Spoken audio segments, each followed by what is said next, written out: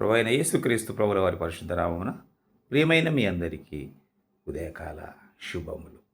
అలాగే విశ్రాంతి దినము, పరిశుద్ధ దినము, ప్రభువు ప్రతిష్ఠ దినమైన పరిశుద్ధ ఆదివారం యొక్క శుభములు. దేవుడు ఆనందించువాడు, దేవుని యొక్క ఆనందం. కీర్తనలు 147, 11వ వచనం.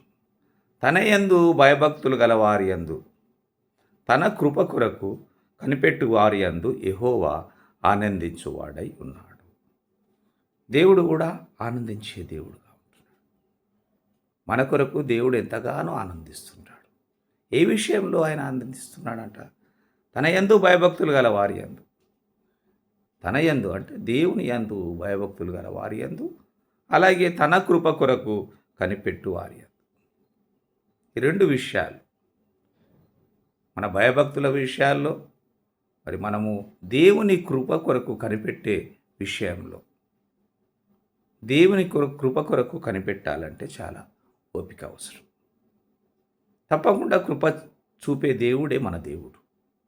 కానీ మనము కనిపెట్టే వారిగా ఉండాలి. మనం కనిపెడుతున్నప్పుడు దేవుడు ఆనందించే దేవుడుగా ఉంటున్నాడు.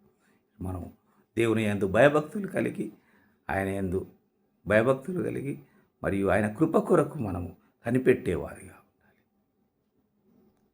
ఈ రెండిటి యందు దేవుడు ఆనందించే దేవుడుగా ఉంటున్నాడు. వాటి కృపా దీవెన ఆశీర్వాదం దేవుడు మనందరికీ అనుగ్రహించి మనల్ని ముందుకు నడిపించునుగాక. ఆమేన్.